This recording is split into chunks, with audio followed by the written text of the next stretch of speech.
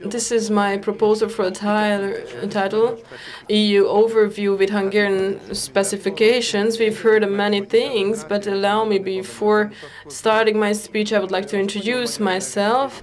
I'm a participant of the Spanish-Hungarian FAR program, and we are, besides the traditional energy policies, we are also taking care of the storage of energy supply and of the collaboration with the government bodies, and we take care of the whole scale of energy supply, starting from the permissions, research and development, project management, and as I'm concerned, I have a long career in mechanical development.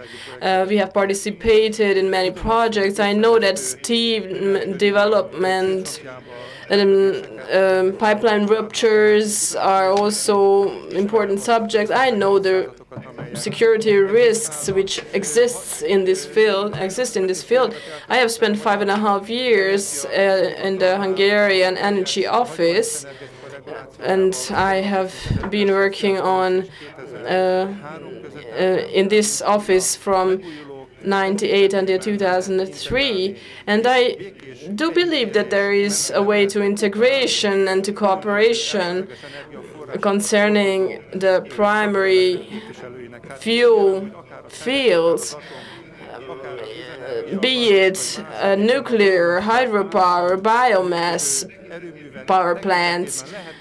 We can see that we can find the technical, social, and economical optimum for the integration of these different professional fields. And I don't like those fights that we can experience from any side in this field. So, what's the genesis of this all? EU made decisions, but this is not supported. But the military objectives were there at first, that we needed to produce engines for military cars, for example. And in Lithuania, I've participated at a conference, and I've heard that in the capacity of military cars, we should enhance the performance of steel elements.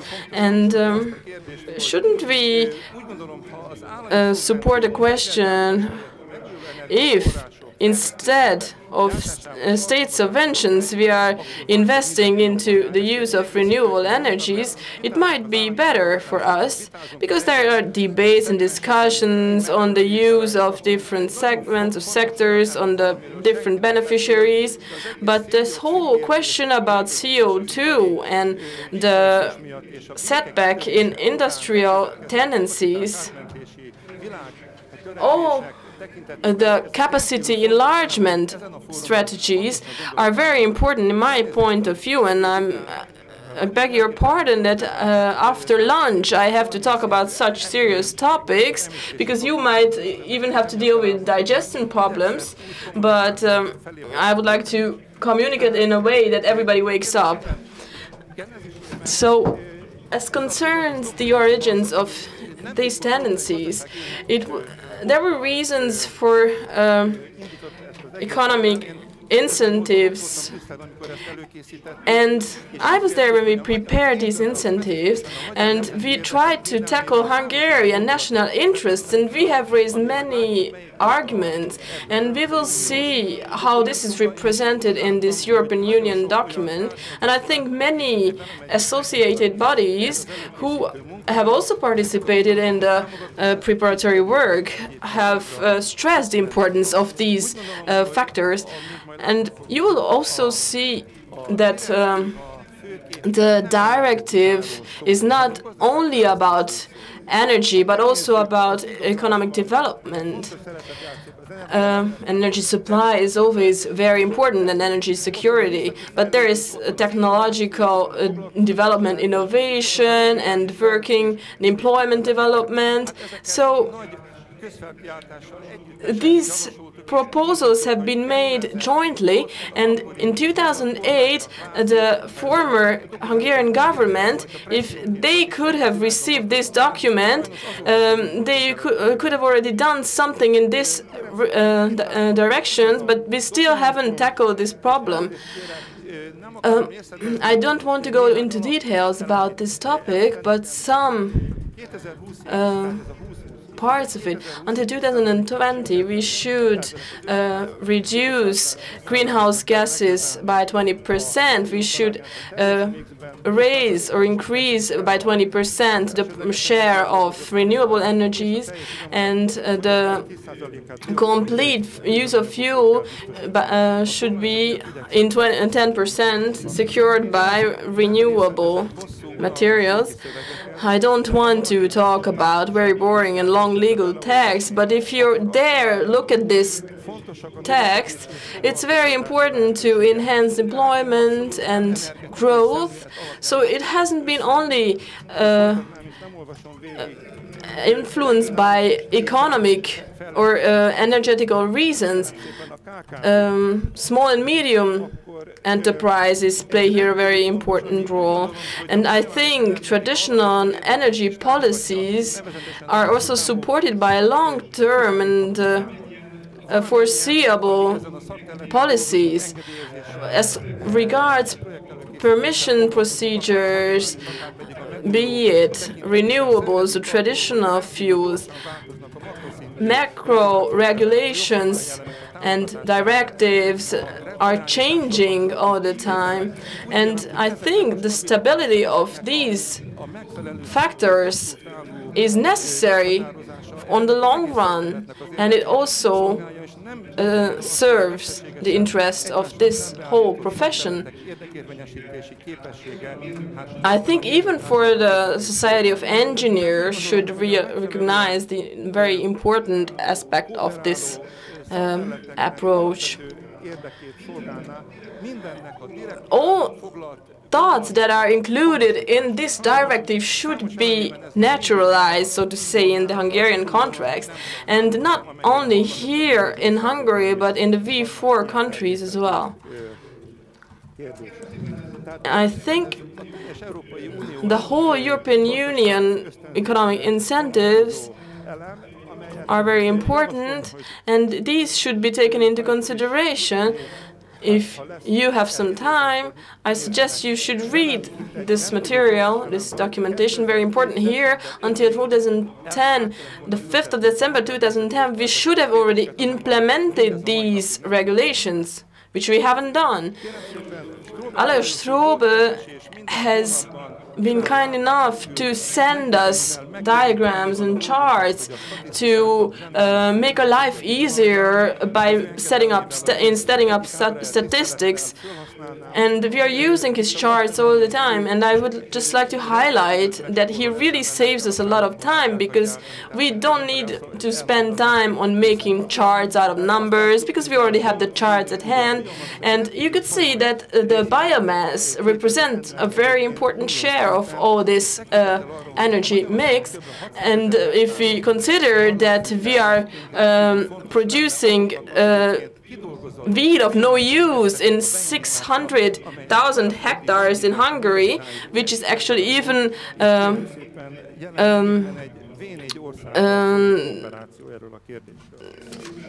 harmful for the for health, we should consider this share of leaving this plant there. And in 2008, from 2008, we should reach a certain level of growth until 2020 from these kinds of fuels, and all this based on this legal document. I wouldn't talk about the numbers and details, but later on I'm going to highlight that the V4 countries have all actually targeted the same level until, or a similar level until 2020. Here you see between 13 and 15%.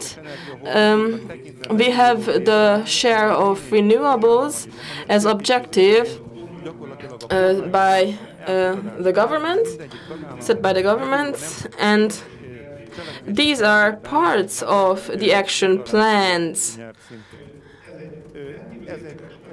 This is a very important chart. I have highlighted 3 countries from the V4 countries. Allow me to tackle Hungary in another chart, because now we're the host country. So there are many business opportunities in Europe for those happier countries where energetical machinery production hasn't been destroyed yet.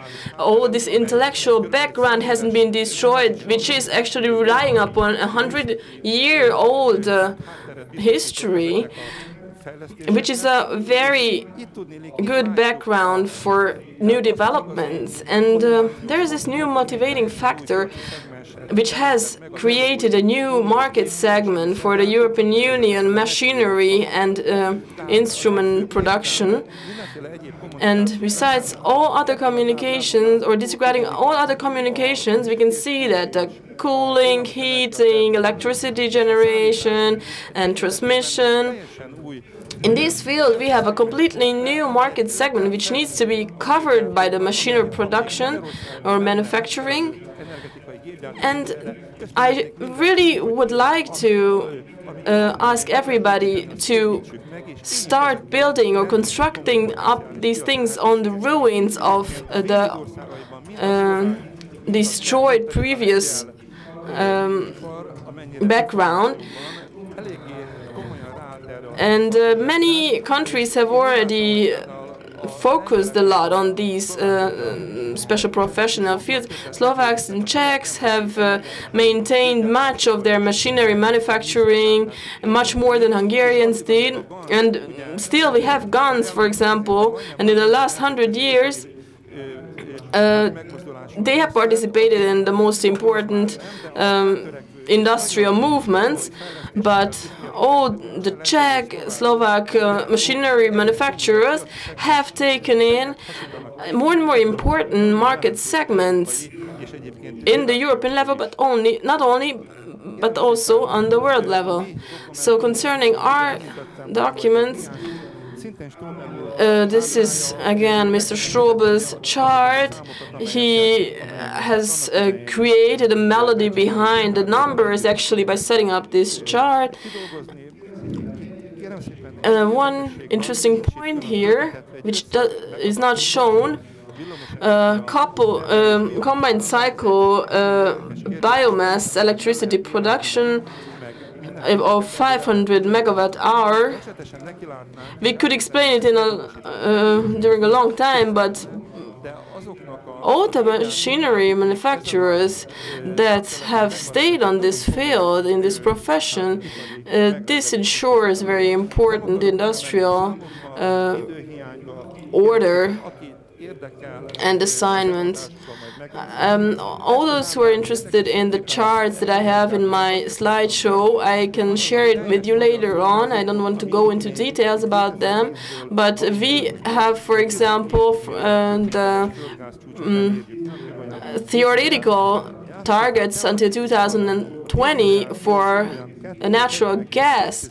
It should be around the substitution of so this is going to be the substitution of natural gas, and in the practice it would mean an import of 1 million cubic meters of natural gas from Russia, and this probably wouldn't induce the use of Siemens machinery, but the use of Hungarian machinery. I'm sorry, but you are out of your time. Just one more thing. This is the Hungarian financed generator in Freudenau. This is in Bösch. This is just a version of the power plant in Bösch in Freudenau. And this is the river Tisa at the Ukrainian border, Zahony. This year, this is how it changes.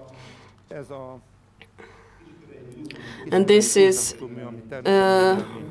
at Kiskörre, which is a natural protection district, a dam.